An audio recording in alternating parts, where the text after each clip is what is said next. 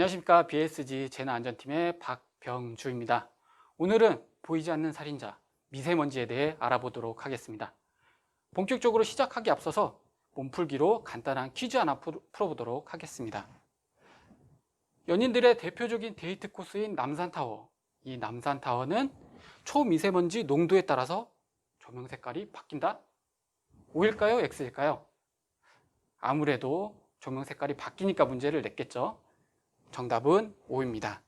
미세먼지 농도가 높은 날에는 붉은색, 낮은 날에는 파란색 조명을 밝혀준다고 합니다.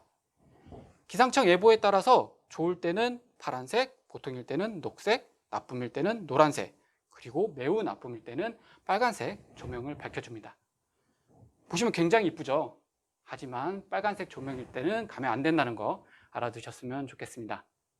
그럼 본격적으로 우리가 좀 헷갈려 할 수 있는 황사와 비교하면서 미세먼지에 대해 간단하게 알아보고 넘어가도록 하겠습니다. 미세먼지는 황사 입자 크기에 비해 4분의 1 정도로 아주 미세합니다.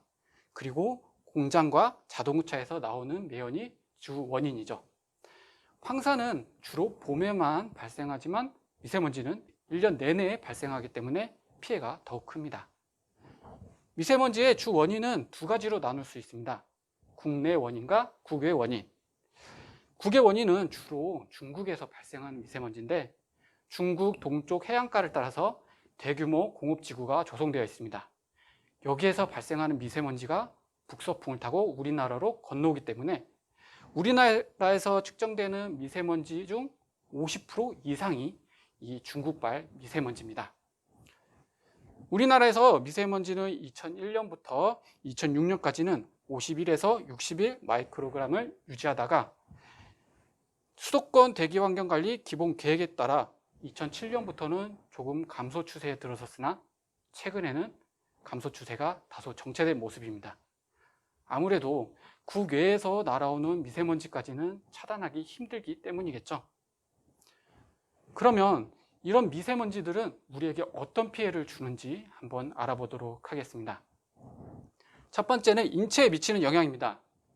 우리 피부나 눈이나 호흡기 등으로 미세먼지가 침투해서 각종 질환을 유발하고 있습니다. 이 의학계에서는 미세먼지 농도가 10 마이크로그램이 증가할 때마다 폐암 발생률이 무려 9%나 증가한다고 합니다. 두 번째는 농작물하고 생태계에 미치는 피해입니다.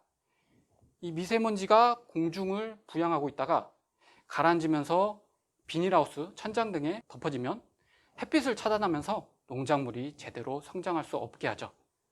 그리고 비와 섞여서 땅으로 내리면 토양의 질을 하락시키고 또 흙 속에 사는 동식물들에게 막대한 피해를 주고 있습니다. 세 번째는 산업활동에 미치는 피해입니다. 시야가 제대로 확보되지 않을 정도로 아주 미세먼지가 심하면 비행기나 어선들이 당연히 출항이 하기 힘들겠죠. 그렇기 때문에 경제적인 피해까지 입히고 있습니다. 그럼 이 미세먼지들 감소하려면 어떤 노력이 필요할까요? 첫 번째는 자동차 배출가스 줄이기입니다. 이 국가에서 권장하고 있는 전기 자동차 사용하시면 좋은데요. 아직 전기 충전소라든지 인프라가 제대로 갖춰져 있지 않지만 앞으로 좀 더 발전 가능성이 있고 또 그 국가에서 주차 비용이나 고속도로 통행료 등 각종 혜택이 있기 때문에 자동차 구입 계획이 있으신 분들은 한 번쯤 생각해 보셨으면 좋겠습니다.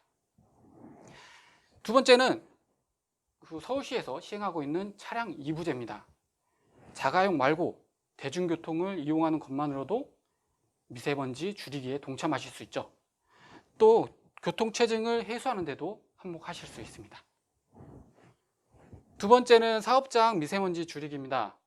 아무래도 경제 발전을 위해서는 사업장이나 공장에서 발생하는 매연을 어쩔 수 없는 부분이긴 하지만 그래도 정화시설을 계속 개선하고 관리한다면 미세먼지 충분히 줄일 수 있다고 생각합니다. 세 번째는 우리 생활 주변의 미세먼지 줄이기입니다. 도로가에 미세먼지들이 가라앉아 있는데 차들이 지나다니면 당연히 미세먼지가 공중으로 떠오르겠죠. 이런 걸 막기 위해서는 지자체에서 주기적으로 도로 물청소를 해주고 또 나무 등을 심어서 작은 숲을 이뤄주면 미세먼지는 25.6%, 초미세먼지는 40.9%를 감소시키는 효과를 낸다고 합니다. 지금까지는 우리 모두, 사회 모두가 노력해야 될 방법에 대해 알아봤다면 지금부터는 개인 스스로 지켜야 될 행동 요령에 대해 알아보도록 하겠습니다.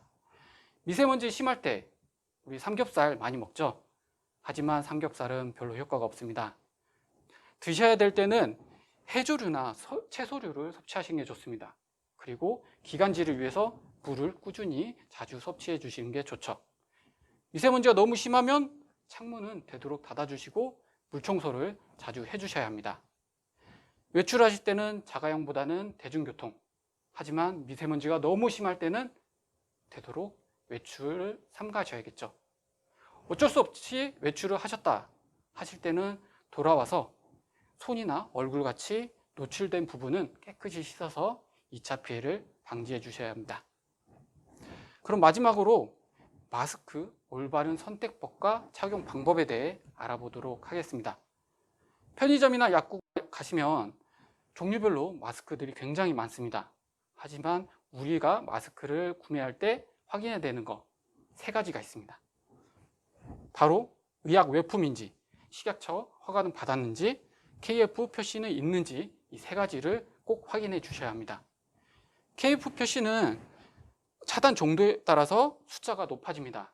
하지만 차단 성능이 높아질수록 대신 호흡이 불편할 수 있죠.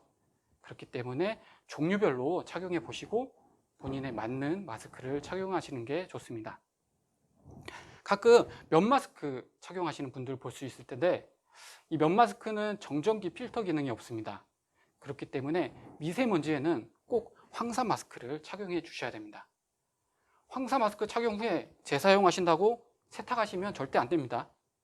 굳이 재사용하셔야 될 때는 햇볕이 들고 통풍이 잘 되는 곳에서 자연 살균을 해주시면 됩니다.